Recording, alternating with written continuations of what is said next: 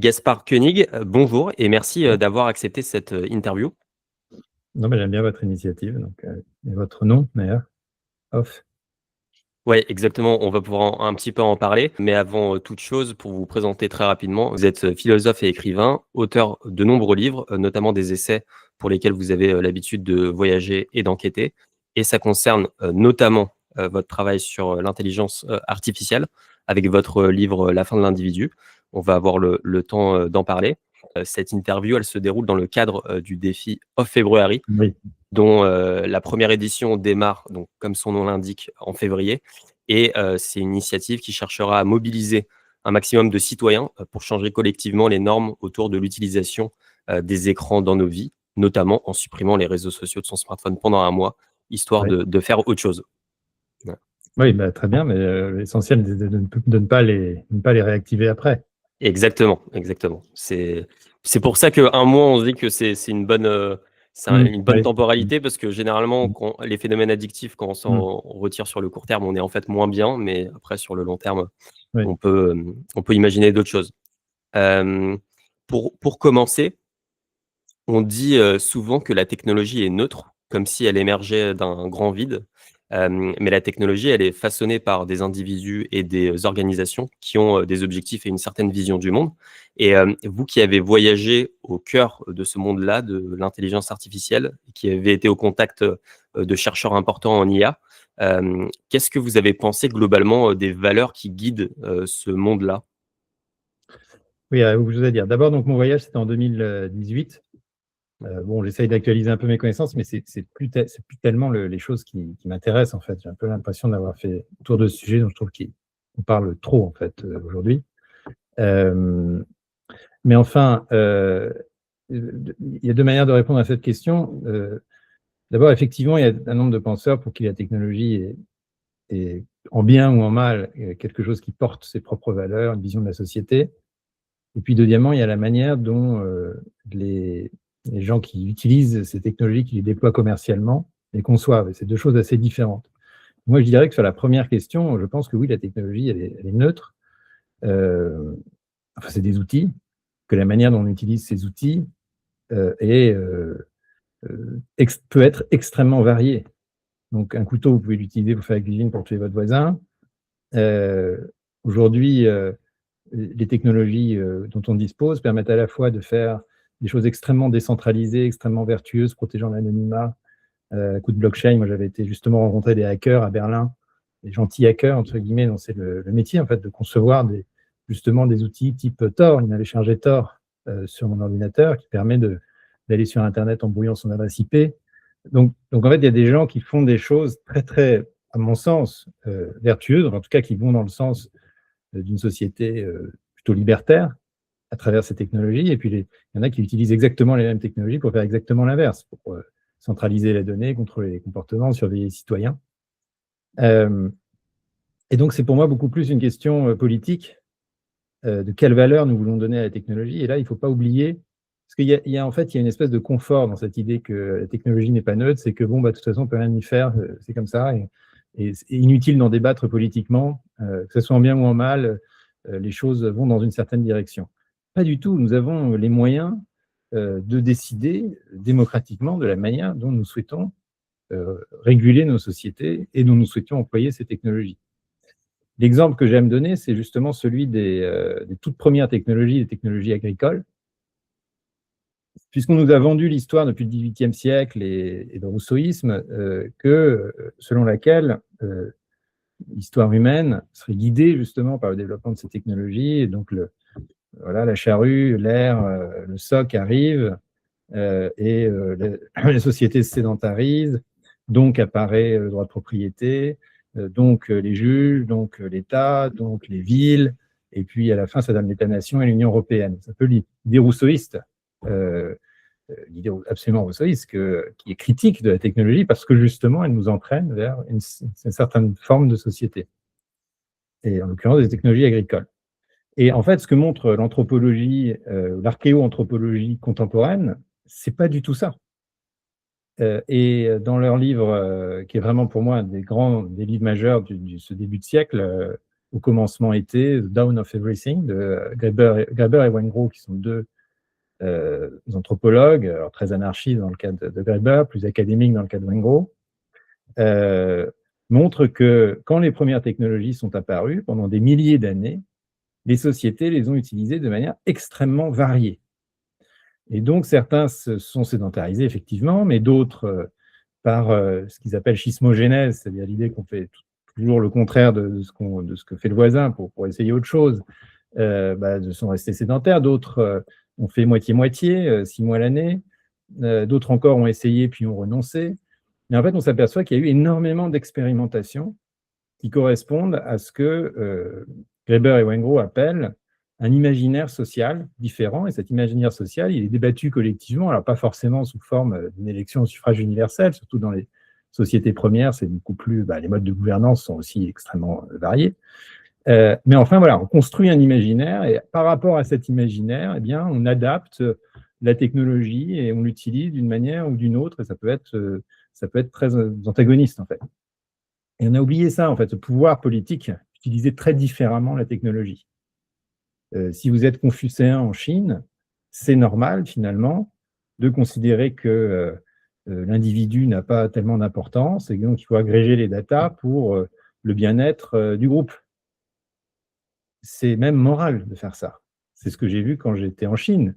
C'est pour ça que la Chine adopte l'IA avec une telle vitesse, c'est que ça correspond en fait à ces valeurs culturelles profondes qui ne sont pas forcément d'ailleurs, je veux dire, mauvaises. On considère que le collectif est ce qu'il y a de plus important. Et ça depuis Confucius. Confucius, pas oublier que c'est un philosophe qui va travailler pour le ministre de la Justice, qui va aider le pouvoir. Et nous, en Europe, à la même époque, on a Socrate, enfin un siècle de différence, on a Socrate qui fait tout l'inverse, qui est contre le pouvoir, qui corrompt la jeunesse, qui est condamné par la cité. Et donc nous, notre culture, au contraire, elle se fonde sur la déviance individuelle et la capacité pour chaque individu de faire des choses qui dérangent le groupe. Et c'est pour ça qu'on est beaucoup plus inconfortable avec l'IA. C'est pour ça qu'on doit avoir d'autres types de régulation par rapport à l'IA que la Chine. Les États-Unis, c'est encore une autre histoire, etc. Voilà, donc il ne faut pas oublier ça, que oui, la technologie est neutre, mais que nous pouvons justement, politiquement, en fonction de valeurs que nous avons choisies et qui se dégagent historiquement de nos cultures, l'amender, la diriger, en tout cas prendre la main sur elle. Et c'est très dangereux cette idée qu'il faut absolument rattraper les États-Unis et la Chine, et que donc en fait tout le monde est logé à la même enseigne, et que la métrique est la même pour tout le monde. Maintenant, le deuxième aspect de la question, c'est comment est-ce que les gens qui aujourd'hui commercialisent l'IA en particulier, sont-ils guidés par certaines valeurs? Et là, je dirais inévitablement oui. Et des valeurs qui ne sont pas explicitées, c'est ça qui est dangereux. Dans la Silicon Valley, quand je faisais mon voyage, je demandais souvent quels étaient à mes interlocuteurs, quels étaient leurs auteurs de référence. La plupart du temps, ils n'ont pas eu grand-chose, c'est quand même un milieu assez pauvre intellectuellement, ce qui n'est pas très rassurant. Mais enfin, quand ils avaient lu un auteur, ils avaient lu Kahneman. Daniel Kahneman, Thinking Fast and Slow, qui est donc ce psychologue expérimental, prix Nobel d'économie, je crois, très, très, très influent à partir des années 2000 aux États-Unis, qui a inspiré toutes les théories du nudge ensuite dans les années 2010, de Richard Thaler, qui était un de ses comparses, et qui lui-même a eu le prix Nobel pour ça. Donc, tout ça pour dire que c'est vraiment très, je veux dire, implanté aujourd'hui intellectuellement aux US et chez ceux qui font les algorithmes. Et donc, Kahneman, il estime que voilà, le cerveau a des biais, et que des biais statistiques, et que donc, finalement, on ne peut pas vraiment faire des choix libres.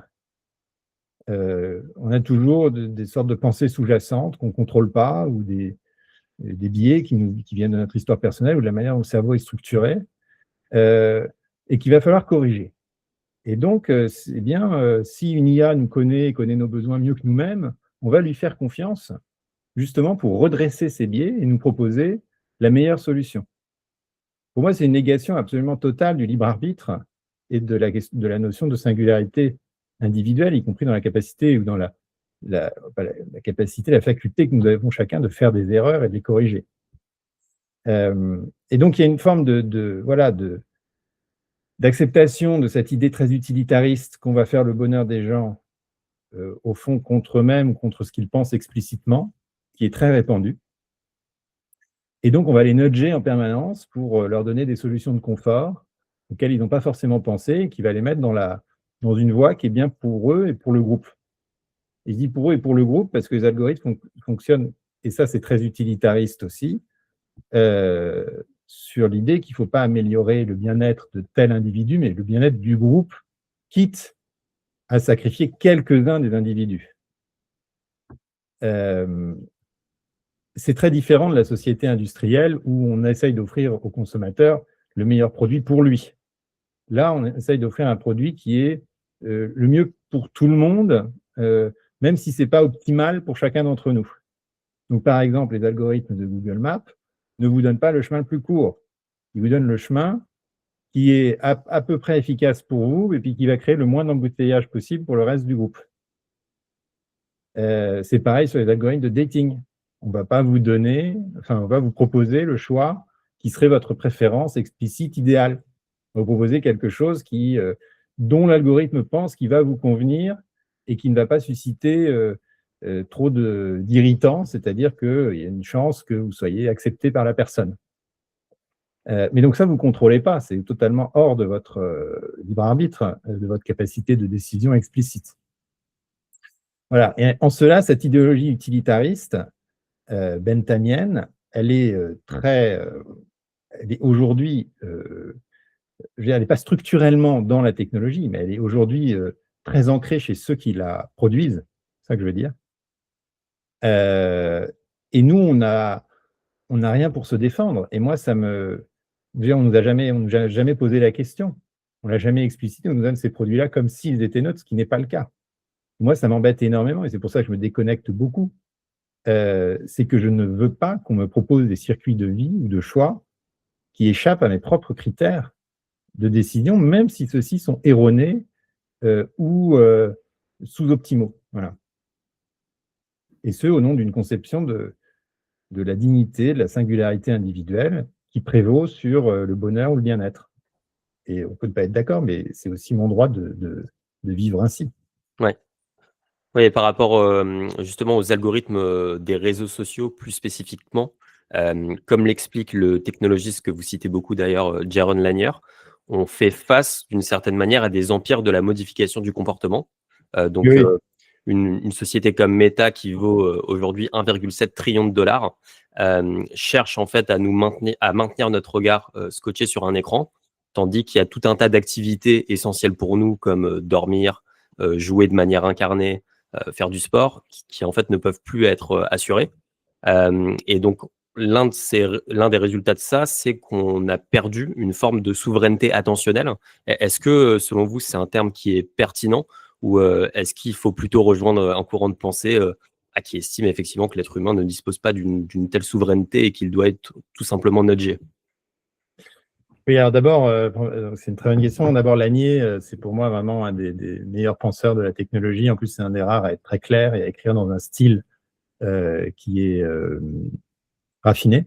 D'ailleurs, c'est un artiste, enfin, il joue des instruments de musique un peu bizarres, genre des sitars, il a des Logs en même temps il travaille chez Microsoft, et c'est un des pionniers de la réalité virtuelle dans les années 90. C'est vraiment quelqu'un d'assez extravagant, hein. C'est un ogre, il est énorme, il mange 3 hamburgers à la fois. Enfin, j'avais déjeuné avec lui à Berkeley.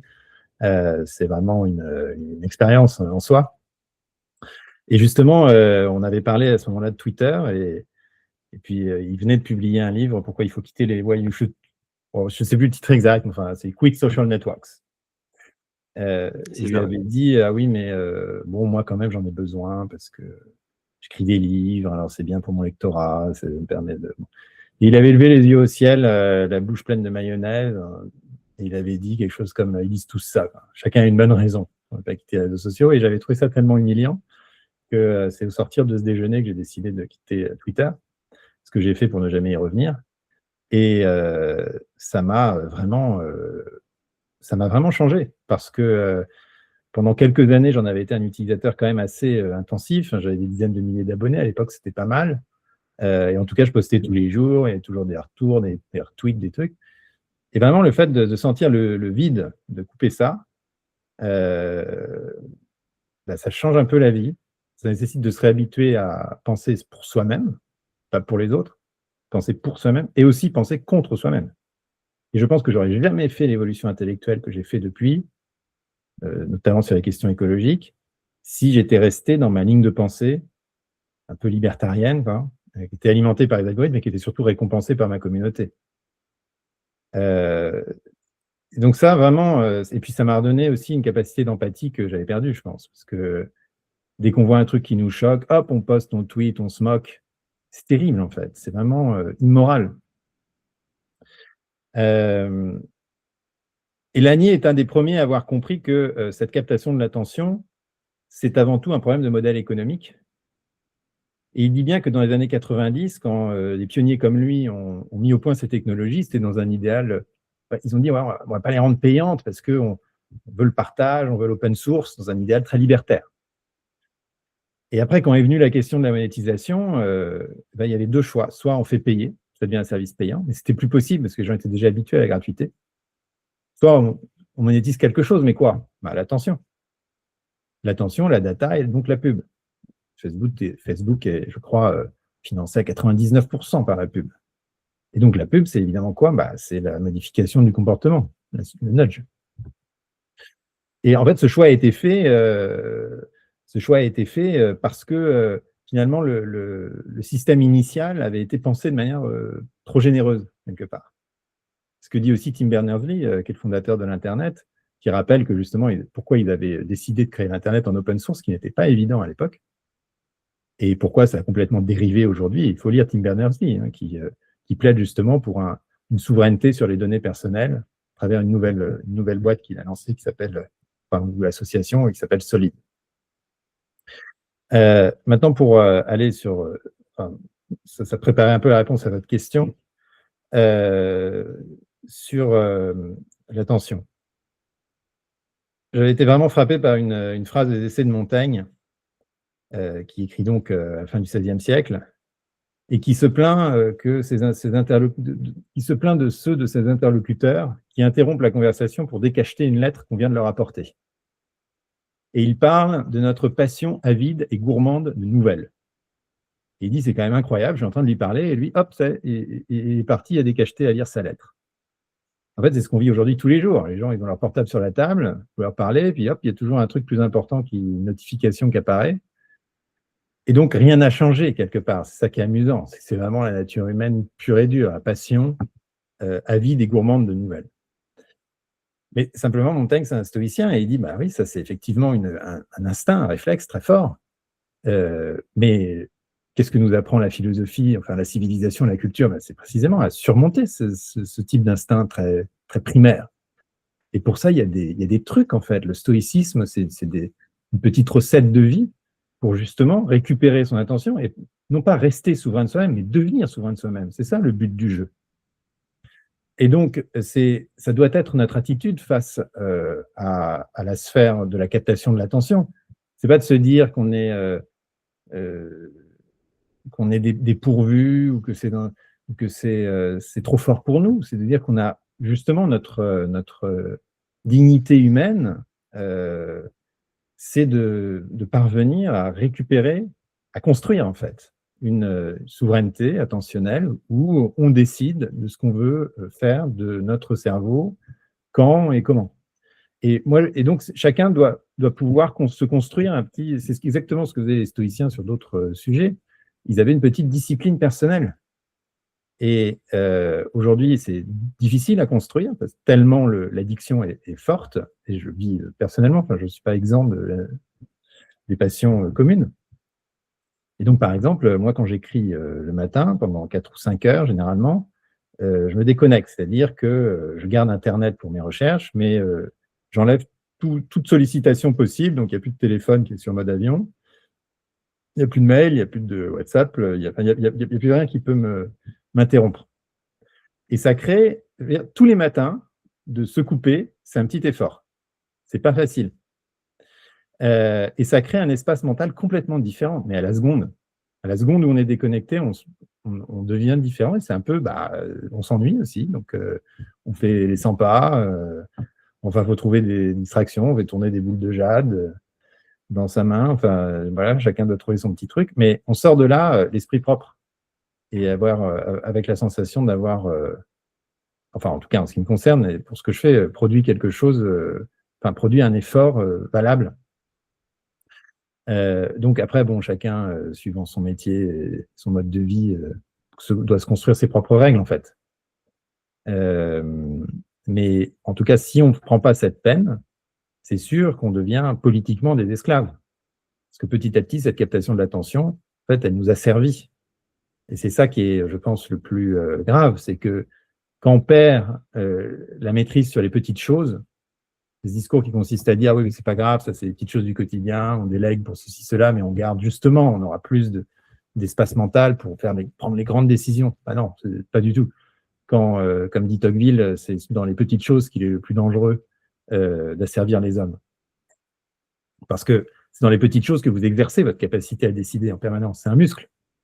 Il y a des études neurologiques qui montrent que quand on est trop habitué à déléguer sa prise de décision, par exemple des chauffeurs VTC qui, pendant 6 mois, 12 heures par jour, suivent le GPS, eh bien, la capacité, la zone du cerveau qui est responsable pour la prise de décision s'atrophie. Il y a des études assez similaires d'ailleurs sur l'utilisation de l'IA générative pour écrire et s'approprier des textes. Donc c'est un entraînement en fait. Voilà. Et donc on a absolument la possibilité de le faire, mais il faut avoir cette petite envie en soi de rester un peu un être humain digne voilà. Et donc non, et ce que je voulais dire, je vais faire un peu le fil de mes pensées, mais ce que je veux dire, c'est la question politique derrière, c'est qu'une fois qu'on a perdu la capacité de se décider dans les petites choses, on perd la capacité de se décider dans les grandes, et je pense que ça crée un risque très fort pour la démocratie.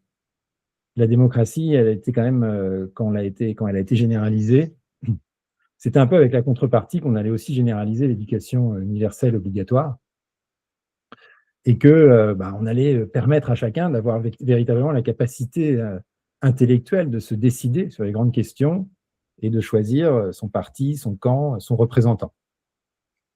Maintenant, si on va vers un monde de désalphabétisation, en fait, parce que la capacité d'attention devient tellement faible, y compris chez les très jeunes enfants, à un moment donné, on va faire le constat que la démocratie n'est juste plus possible. Et c'est une élite cognitive qui va prendre le pouvoir. Je trouve que ce qui s'est passé de plus proche de ça récemment, c'est l'élection roumaine. On a un peu parlé de ce point de vue-là. Mais en Roumanie, un pays en plus qui m'est cher, puisque mon épouse est roumaine, donc je suis quand même pas mal ce qui s'y passe. Il y avait une élection présidentielle il y a 1 an à peu près, 6 mois, 1 an. Et bon, il y a un candidat qui est un candidat d'extrême droite, radical, pro-russe, très bizarre dans un pays comme la Roumanie, qui a toujours été très très hostile à la Russie, très mauvais souvenir de l'URSS, est passé de 2 ou 3% à 25%, première place au premier tour, en 2 semaines, grâce à une campagne TikTok financée par la Russie, avec pas grand-chose, quelques millions.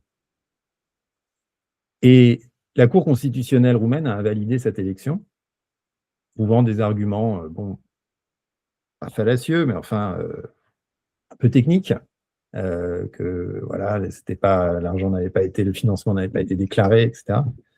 L'élection a été refaite, et puis bon, finalement, c'est le bon candidat, entre guillemets, qui est sorti, donc là, tout le monde est content et on n'en parle plus. En fait, ce qui s'est passé, c'est que l'élite cognitive a dit, ah non, mais si les gens se décident sur TikTok en 15 jours, c'est plus l'élection. On peut pas conduire des élections dans ce cadre-là. C'est pas possible, quel que soit en fait le résultat. Donc voilà la partition qui risque de se créer. Et à ce moment-là, c'est le début du meilleur des mondes où il y a les alphas et les gammas, des dirigeants qui gardent une capacité critique et cognitive, et il y en aura toujours, et puis ceux qui l'ont abandonné, qui sont manipulés, et à qui finalement, d'une manière plus ou moins explicite, on interdit on prive en fait du droit de vote ou du droit de décider de son mode de gouvernement.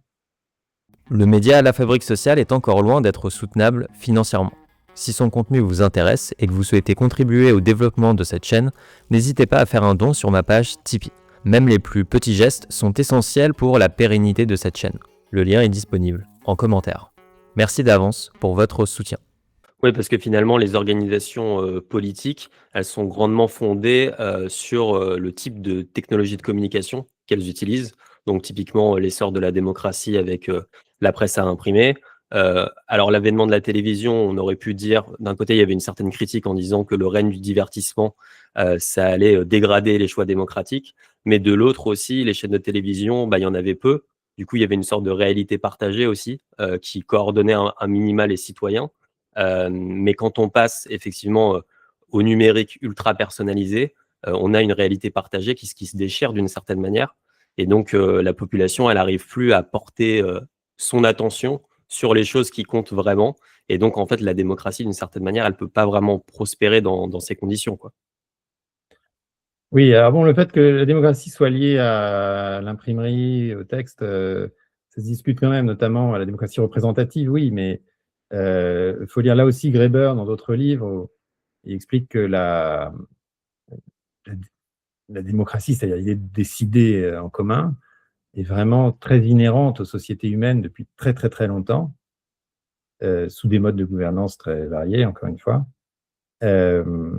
Et d'ailleurs, il explique, alors il va assez loin, puisqu'il explique que l'émergence de l'idée démocratique au XVIIIe siècle, dans les Lumières en Europe, vient en fait des expériences du Nouveau Monde et des expériences des colons dans le Nouveau Monde qui ont fréquenté des jésuites, qui ont fréquenté des sociétés libres et égalitaires et qui ont en fait rapporté ces notions en Europe pour les transformer à leur manière et en faire la démocratie représentative.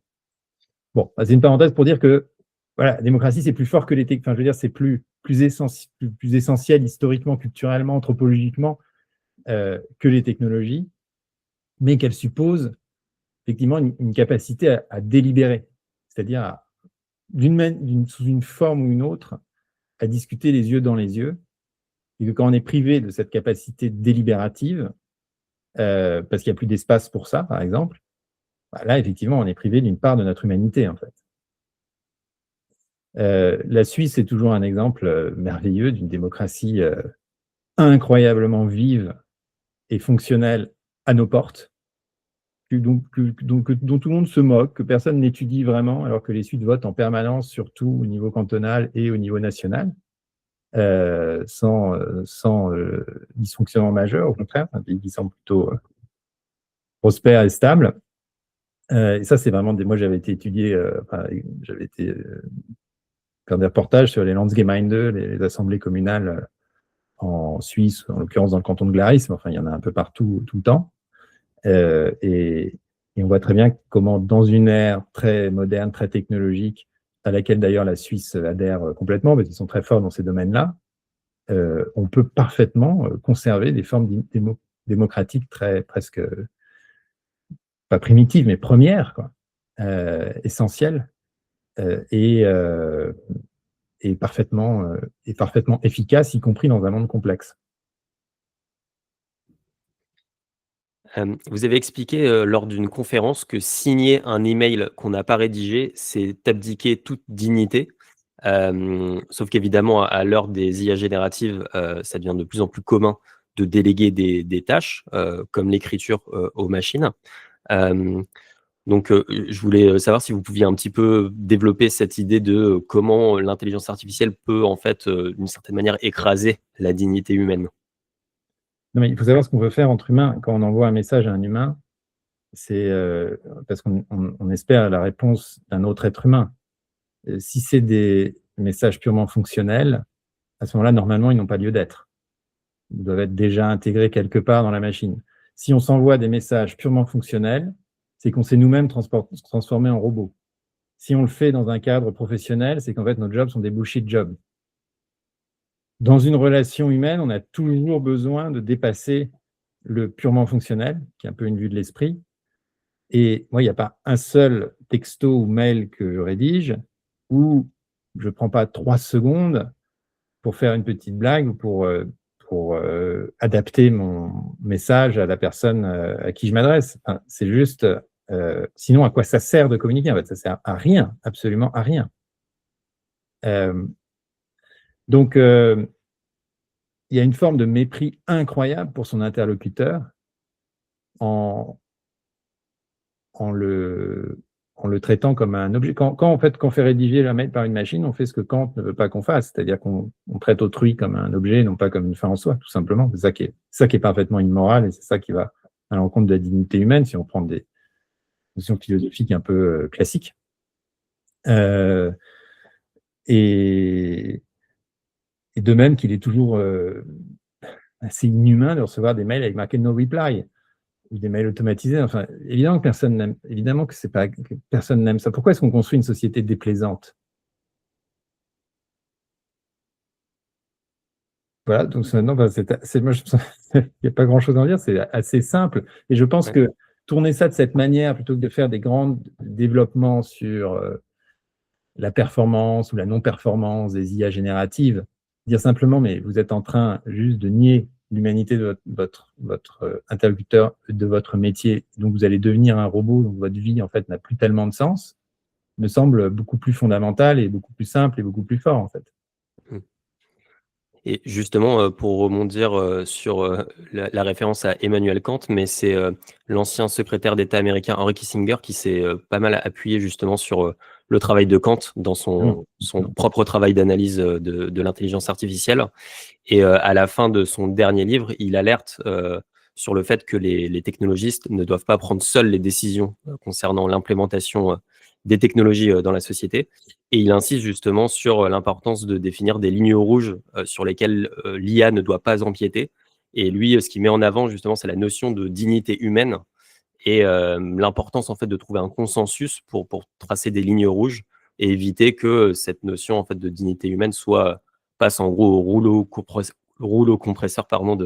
de l'intelligence artificielle, quoi.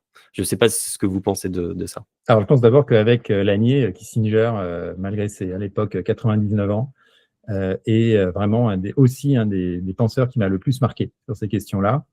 Il avait écrit un premier papier il y a déjà dans les années 2017-18 qui s'appelait, enfin c'était sur la fin des Lumières, How Enlightenment Ends, à propos de l'IA sur la question épistémologique. Et puis il avait renouvelé ça sur l'IA générative de manière assez puissante. Et au fond, il dit deux choses. Il dit d'abord, on risque de perdre l'autonomie du sujet. Enfin, qu'est-ce que les Lumières de Kant? C'est de dire, les Lumières, c'est de construire un individu autonome, donc qui refuse l'autorité, en tout cas l'autorité non contestée, l'autorité donnée du prêtre, du professeur ou de la famille. Voilà. Et qui essaye de se donner les moyens, parce que c'est pas facile, il suffit pas juste de dire non, mais de se donner les moyens intellectuels de rejeter toute autorité avec comme idéal, même si cet idéal n'est jamais atteint, et enfin c'est un bel idéal à poursuivre, de devenir autonome dans sa propre pensée. Et effectivement, quand on abdique des pans entiers de notre prise de décision, et pire encore, de nos facultés intellectuelles avec l'IA générative à des machines, en fait, on régresse vers une forme d'hétéronomie. Et puis, le deuxième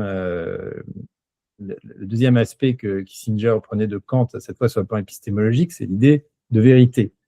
Et la vérité est classiquement, jusqu'à Popper, non pas ce qu'on peut prouver, mais ce qui n'est pas encore réfuté.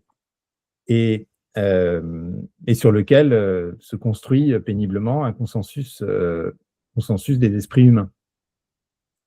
Et il dit, mais le gros problème de l'IA générative de ce point de vue-là, c'est que elle ne donne pas de source sur laquelle elle s'appuie véritablement, qui permettent de la réfuter, de dire si c'est juste ou pas juste. On ne sait pas, c'est une espèce de gros brouillard à peu près juste. Et c'est ce que Kissinger appelle des ambiguïtés cumulatives. On peut pas, comme ces phrases ont été formulées par personne, alors, l'IA peut toujours donner une source en disant, c'est à peu près, c'est quelque chose, quelqu'un a dit quelque chose à peu près pareil dans tel document. C'est d'ailleurs ce qu'il faut faire. On lui demande la source, on va voir la source, et en fait, ça facilite la recherche Internet. Moi, c'est comme ça que je l'utilise, en tout cas. Mais si on prend le texte de l'IA tel quel, il n'est pas réfutable parce qu'on ne peut pas s'appuyer sur nulle source, puisque la source, c'est en fait l'entièreté de l'Internet, enfin des datas en tout cas qui sont offertes à l'IA. Et donc, on ne peut pas construire une réfutation ni une absence de réfutation, et donc l'idée même de vérité, en fait, finit par disparaître. Et c'est pour ça que quand on dit qu'on est dans un monde post-vérité d'un point de vue politique, en fait, c'est totalement en ligne avec le paradigme des IA génératives.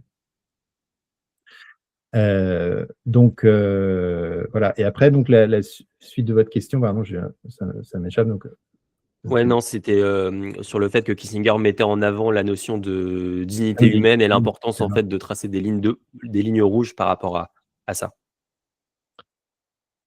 Bah oui, alors les lignes rouges, moi je pense que la ligne la plus... c'est compliqué, je vais dire, en termes réglementaires. L'Union européenne essaye de le faire de manière, je pense, assez astucieuse avec le règlement sur l'IA, notamment parce que ce règlement veut bannir les technologies qui priveraient les citoyens de leur libre arbitre. C'est rédigé comme ça. C'est pas encore appliqué, mais la direction est bonne. Enfin, on voit à quel point c'est évidemment compliqué. Mais la deuxième option que moi je développais dans mon livre, et qui en fait est tout à fait en ligne avec ce que développe Tim Berners-Lee sur la data sovereignty, et qui est quelque part plus simple un peu à mettre en œuvre, à comprendre et même à devenir un objet commercial, c'est l'idée de récupérer la maîtrise de ses propres données. Parce que pourquoi on est nudgé en permanence et pourquoi on perd notre libre arbitre et pourquoi on est brouillé entre le vrai et le faux, c'est parce qu'on a communiqué nos données et c'est ça qui permet la personnalisation à outrance qui brouille les repères. Si on arrive à utiliser Internet en ayant son propre coffre-fort de données, on appelle ça des fois le data wallet, hein, chacun aurait son portefeuille de données, son coffre-fort numérique qui serait stocké comme dans des banques.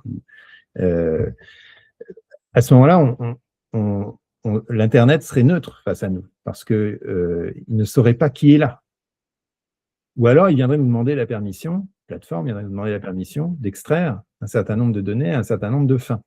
Et donc, on renverserait complètement la logique actuelle, qui est qu'on va cliquer sur des terms and conditions ou sur des cookies ou des accepts qu'on ne comprend pas. Là, c'est la plateforme qui viendrait cliquer sur nos conditions à nous, qui seraient en fait incrustées dans nos propres données, dont certains technologistes imaginent qu'elles puissent être marquées par une sorte ensuite de blockchain, qui fait que nos contrats virtuels liés à nos données seraient toujours portés, en fait, quel que soit le destin de cette donnée dans le système. Alors, ça paraît un peu complexe et bureaucratique. Il y a des gens très sérieux qui travaillaient là-dessus, notamment, à l'époque, c'était les équipes de Glenn Whale, qui est un des disciples de Jérôme Lanier, justement.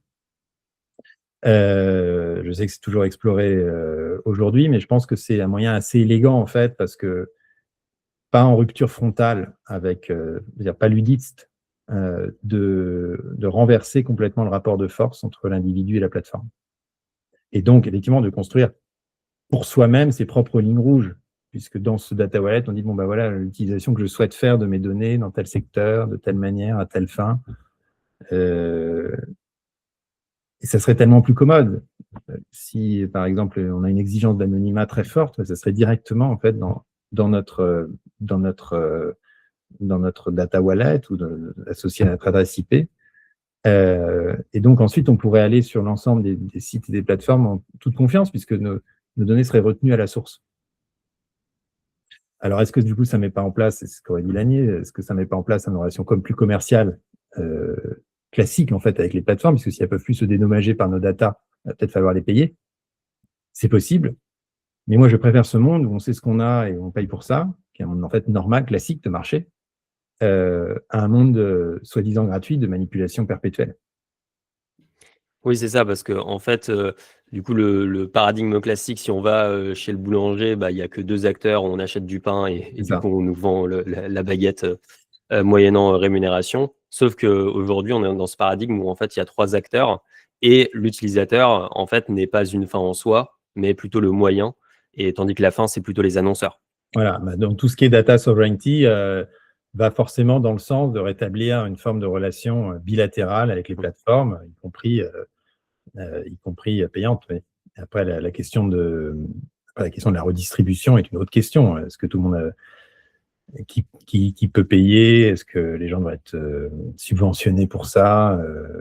Est-ce qu'il va y avoir une allocation qui comprenne une sorte de droit à la privacy? Ça, c'est d'autres questions qui sont des questions d'ordre social et économique, et qu'il faut décorréler de la question première de la souveraineté individuelle sur ces données et donc aujourd'hui son existence. Ouais. Et du coup, tout ça, ça me fait penser, du coup, à la phrase d'un philosophe que vous citez, beaucoup, Henri David Thoreau, qui expliquait, dans son livre, Walden, donc Thoreau qui s'était, retiré dans les bois pendant 2 ans pour expérimenter, la nature de manière, assez directe, et qui expliquait, qui fait toute une critique justement de l'impact de certaines technologies, dans son livre, et qui explique, nos inventions sont souvent, de jolis jouets qui nous détournent des choses sérieuses. Ce ne sont que des moyens améliorés pour une fin non améliorée. Et là, je pense qu'avec l'exemple du smartphone actuel, qui est inséré dans ce paradigme où l'utilisateur est plus un moyen qu'une fin, on est un peu là-dedans. On est sur un outil qui est extrêmement sophistiqué et qui pourrait en fait être extrêmement utile, mais qui, inséré dans le mauvais paradigme économique, est un moyen amélioré en fait pour une fin non améliorée, quoi. Oui, ce que dit Thoreau, on devient les outils de nos propres outils. Et il a une phrase moi qui me guide beaucoup dans la vie. Alors en parlant d'autre chose, en parlant des fermiers, des gros agriculteurs d'à côté qui font plus de production que Thoreau, qui lui-même cultivent un petit champ, mais qui en même temps ont plus de dettes, plus d'ennuis en fait, plus de soucis et pas forcément plus de revenus à la fin. Et il dit ils ont trouvé une solution plus compliquée que le problème lui-même. Et en fait, c'est une très très bonne définition du technosolutionnisme. Une solution plus compliquée que le problème lui-même. C'est-à-dire qu'on pourrait éliminer le problème en amont beaucoup plus aisément qu'en allant chercher une solution en aval, qui ensuite entraîne d'autres problèmes qui vont entraîner d'autres solutions encore, et à chaque fois encore plus complexes, qui fait qu'on atterrit dans un monde incroyablement complexe dans lequel on n'a vraiment pas besoin d'être. Un bon exemple de ça, d'ailleurs, c'est s'il fait froid en ce moment, vous avez remarqué, là, je suis en pull en col roulé, puis j'ai encore un chandail par-dessus, il fait 15 degrés dans mon bureau, qui est assez mal isolé, mais c'est une autre question, il faut que j'y travaille. Et donc, la question des thermostats de maison. En fait, pour ne pas faire le minuscule effort de s'interroger sur la bonne température, est-ce que j'ai froid ou est-ce que j'ai pas froid, et d'appuyer sur le bouton on-off du chauffage, on met en place, vous avez vu les thermostats modernes, c'est incroyable, il y a 1000 options, c'est incompréhensible, on peut le régler de 15 manières différentes. En fait, tout ça pour éviter une réflexion, est-ce que j'ai froid ou est-ce que j'ai pas froid? Et on va déléguer cette réflexion à tout un système de données très très sophistiqué qui va consommer beaucoup d'énergie et sur lequel on va dépenser en fait beaucoup d'intelligence et qui va nous demander encore plus de réflexion que simplement de se demander est-ce que j'ai froid ou pas, est-ce que je remets le chauffage ou est-ce que je l'arrête. Et en fait, sur énormément de sujets de gadgets technologiques, c'est le très marginal confort apporté par le gadget est totalement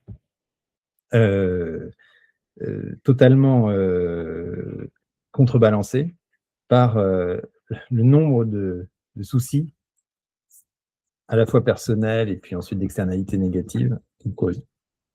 Oui, c'est ça, surtout que la suroptimisation du confort, du coup, ça crée une fragilité. Enfin, c'est un peu le paradoxe du confort aussi, c'est que Oui. on va avoir du confort sur le court terme, mais en fait, du coup, comme on est soumis à plus aucun stress, dès qu'on sort dehors, on va tomber enrhumé tout de suite parce que la météo, ça fluctue.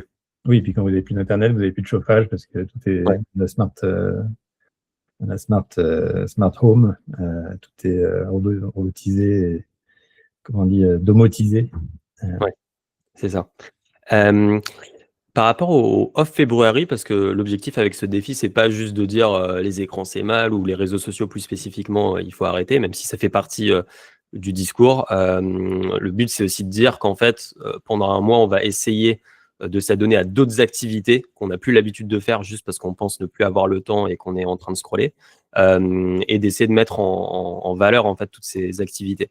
Et par rapport à ça, je pense que ça serait intéressant que vous puissiez partager un petit peu, même si vous l'avez déjà fait beaucoup, j'imagine, mais votre expérience de votre voyage à cheval, parce que je pense que c'est un voyage qui du coup a été fait en contraste avec le voyage précédent dans le monde de l'intelligence artificielle et qui a pas mal de vertus à cet égard.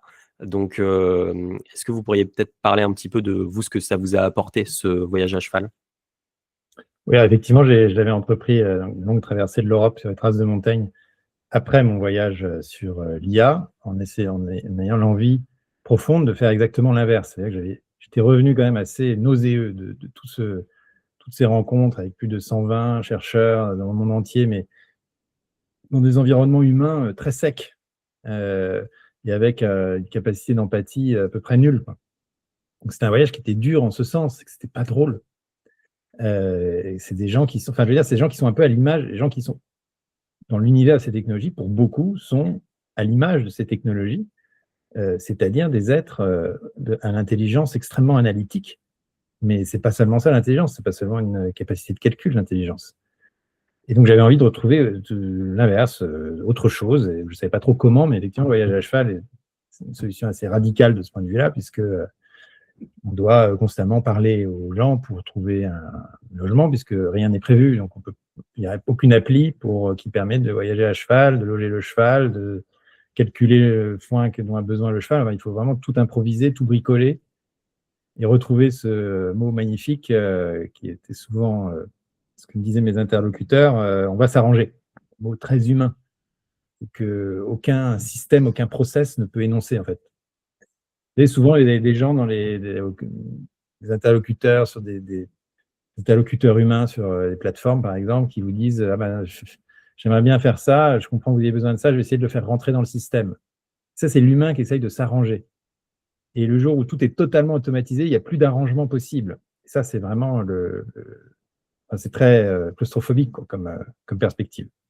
Donc, voilà, donc effectivement, donc, je suis parti à cheval. Je tiens à dire que ce n'était pas un voyage sans technologie.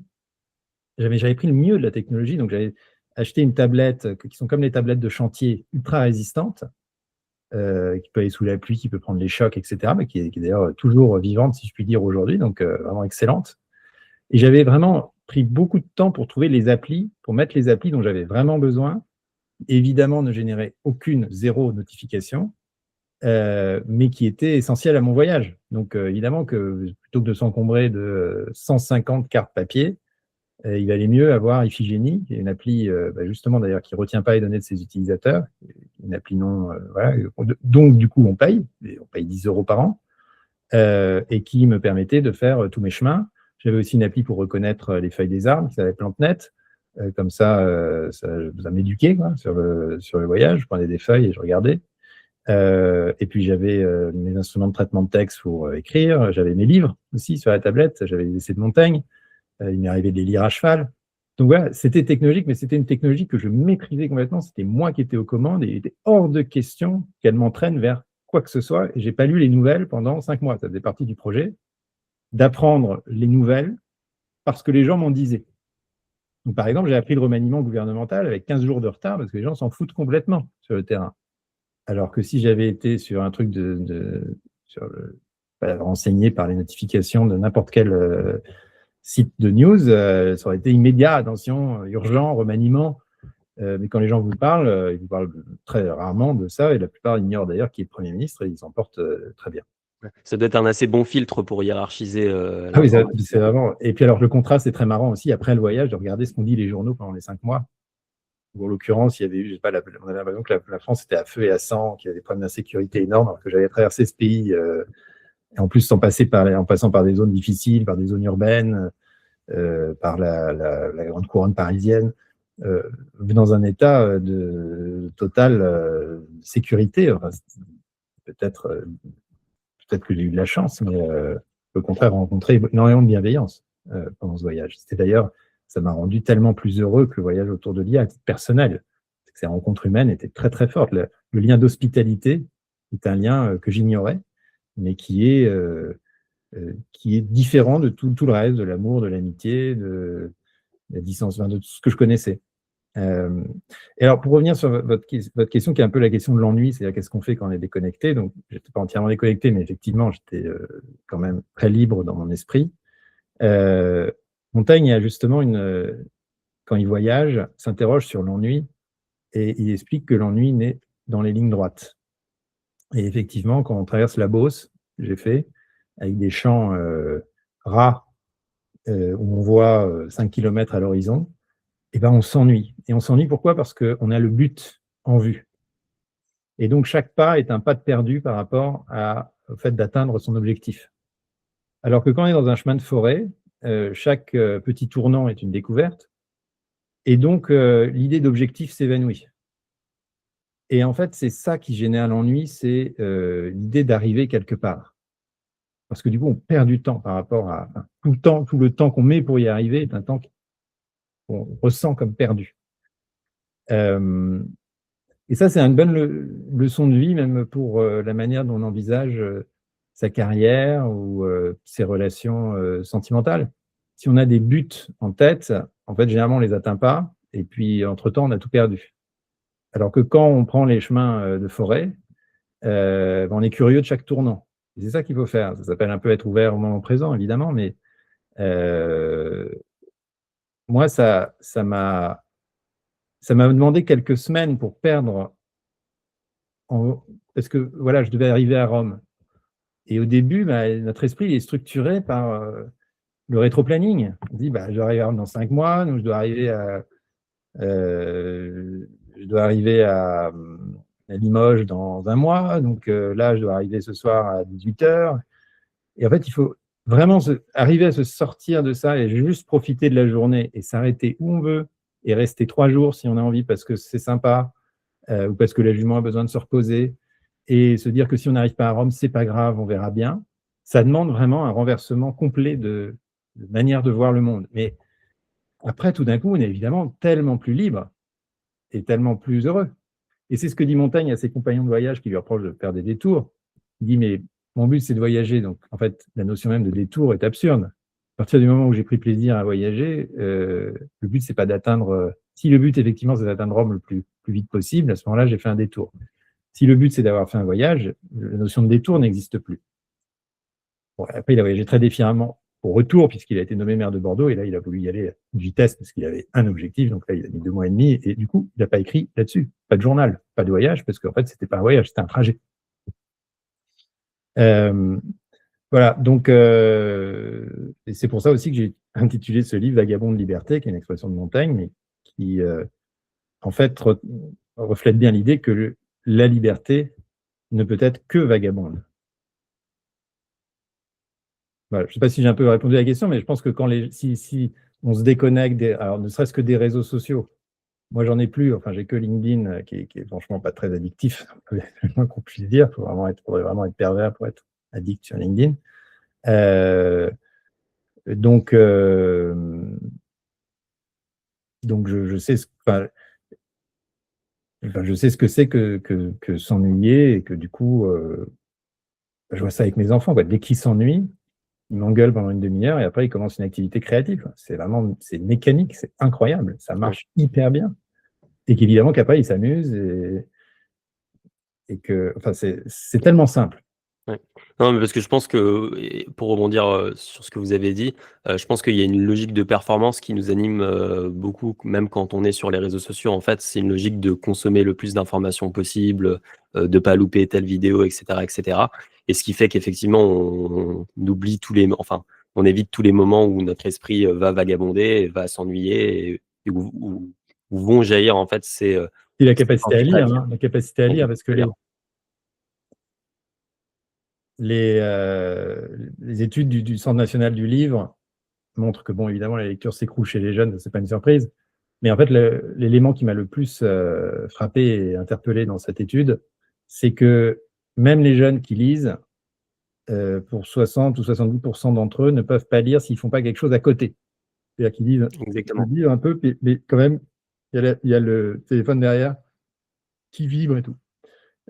On ne peut pas construire un imaginaire dans ces conditions, c'est pas possible. Faites l'expérience. Et moi, je fais des séjours de rando philosophique. Enfin bref, et les gens font des séances de philo le matin. Et les séances de philo, ça commence par de la lecture. Et donc, c'est 1 heure et demie de lecture. Donc, je leur donne un texte, on se met en cercle. Évidemment, il n'y a pas de portable, les gens doivent juste lire.